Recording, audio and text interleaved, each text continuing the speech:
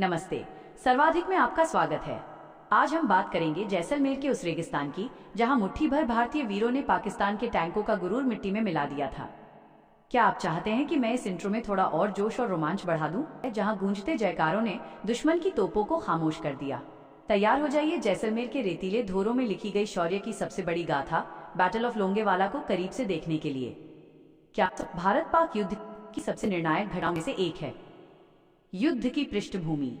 दिसंबर 1971 में पाकिस्तान ने पश्चिमी मोर्चे पर भारत का ध्यान भटकाने के लिए राजस्थान के जैसलमेर सेक्टर से हमला किया। उनका लक्ष्य लोंगेवाला चौकी पर कब्जा कर रामगढ़ और फिर जैसलमेर तक पहुंचना था। मुख्य घटनाक्रम। अजय साहस।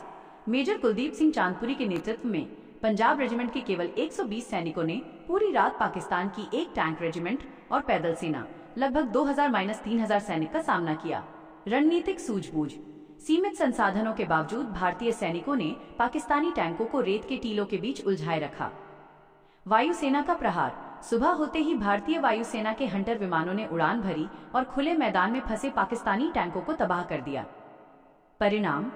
इस युद्ध को टैंकों का कब्रिस्तान कहा जाता है क्योंकि पाकिस्तान ने अपने लगभग 34-37 टैंक खो दिए थे।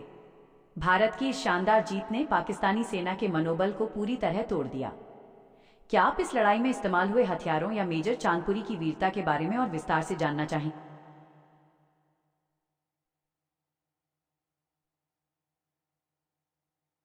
मेजर कुलदीप सिंह चांदपुरी और उनकी टुकड़ी की वीरता की कहानी वाकई बेमिसाल है। मेजर चांदपुरी की वीरता। जब मेजर चांदपुरी को पता चला कि दुश्मन के पास 2000 सैनिक और 45 टैंक हैं, जबकि उनके पास सिर्फ 120 जवान थे, तब उन्हें पीछे हटने का विकल्प दिया गया था। उन्होंने पीछे हटने के बजाय वहीं डटकर लड़ने का फैसला किया।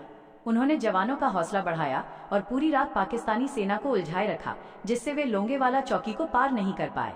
उनकी इस बहादुरी के लिए उन्हें महावीर चक्र से सम्मानित किया गया।